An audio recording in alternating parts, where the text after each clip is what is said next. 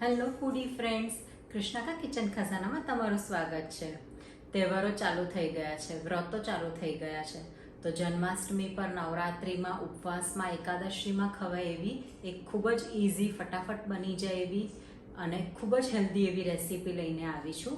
મખાનાની ખીર કેલ્શિયમથી ભરપૂર છે, તો નાનાથી માંડીને મોટા કોઈ પણ એને ઇઝીલી લઈ શકે છે. તો ચલો આપણે જોઈએ ફટાફટ એની રેસીપી. જો તમને મારા વિડીયોઝ પસંદ આવતા હોય તો લાઈક કરો, શેર કરો અને સબસ્ક્રાઈબ કરો. તો સૌથી પહેલાં પેનની અંદર આપણે 1 ટેબલ સ્પૂન જેટલું ઘી લઈ લઈશું. ઘી ગરમ થાય એટલે અંદર આપણે 2 કપ મખાના લઈશું. હવે આપણે એને ક્રિસ્પી થાય ત્યાં સુધીને શેકી લઈશું. ધીમા તાપે મખાનાને 5 મિનિટ સુધીને મેં સરસ શેકી લીધા છે. હવે આપણે એને ચેક કરી લઈશું. સરસ એનો ભૂક્કો થઈ જાય છે. આપણા મખાના રેડી છે. 1/2 કપ જેટલા મખાના લઈ લીધા છે. હવે આપણે એનો પાવડર બનાવીએ. ફાઇન પાવડર મખાનાનો તૈયાર છે. હવે બીજા મખાનાની અંદર આપણે 2 કપ દૂધ એડ કરીશું. હવે આમાં મખાનાનો પાવડર એડ કરીશું. હવે આપણે પ્રોપર મિક્સ કરી લઈએ. મખાનાનો પાવડર એડ કરવાથી ખૂબ જ સરસ ઘટ્ટ થઈ જશે. હવે આપણે અંદર એડ કરીશું કેસર. તમે મખાના ક્રશ કરતી વખતે પણ અંદર કેસર નાખીને ક્રશ કરી શકો છો. કેસર એડ કરવાથી ખૂબ જ સરસ કલર આવશે અને ખૂબ જ સરસ એની ફ્લેવર આવશે. હવે આપણે એને મિક્સ કરી લઈશું. હવે 5 મિનિટ આપણે એને ફૂલ ગેસ ઉપર ઉકાળીશું. કોન્સ્ટન્ટ આપણે એને હલાવતા રહીશું. દૂધને ઉકળે 5 મિનિટ થઈ ગઈ છે.